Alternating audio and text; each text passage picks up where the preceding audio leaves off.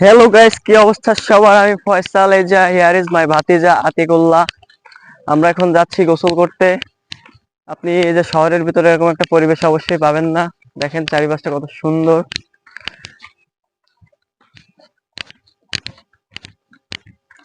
Here is my আরেক ভাতিজা, প্রেমিক পুরুষ।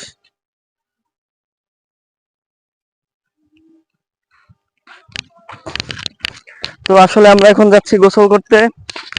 আমরা গোসল করতে যাব। আমাদের এখানে নতুন একটা পুকুর কাটা হয়েছে, খুবই সুন্দর। পুকুরের পানি গরম। যদিও পুকুরের পানিটা একটু গরম, কিন্তু নিচের পানিগুলো ঠান্ডা, তাই নাকি ভাতিজা? হ্যাঁ হ্যাঁ, কি অবস্থা তোমার? এই তো আলহামদুলিল্লাহ। সারাদিন কোথায় ছিলে? সারাদিন ছিলাম বাড়িতে। তোমার কোনো খোঁজ খবর নাই কেন? আমি তো তোমার খোঁজ নিয়েছি তুই। অবশ্যই তুমি আমার খোঁজ নিচ্ছ, আমি একটু দূরে ছিলাম। তো আমরা এখন কি করবো বাতিস? এখন আগে তুমি যা করবো তাই করি।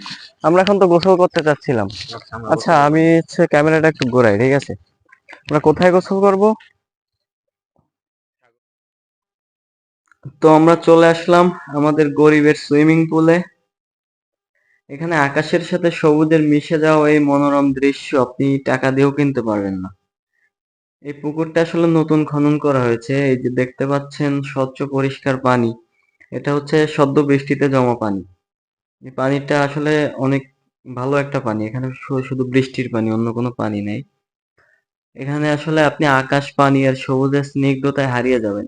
বিশুদ্ধ বাতাসে তৃপ্তি পাবেন এখানে আপনি। আসলে প্রকৃতিকে ভালোবাসতে পারলে প্রচুর মানসিক শান্তি খুঁজে পাওয়া যায়।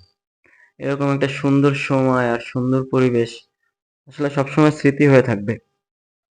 আমরা আসলে মানুষ টাকা ইনকাম করতে করতে এমন একটা পর্যায়ে চলে গেছি, এই যে ভালো লাগাগুলো মানুষের, এই জিনিসগুলো আসলে এখন আর আগের মতো নাই। মানুষ শুধু টাকার পিছনে ছুটে। শহর তো শহরই, বাট শহরের থেকে আমার কাছে সবসময়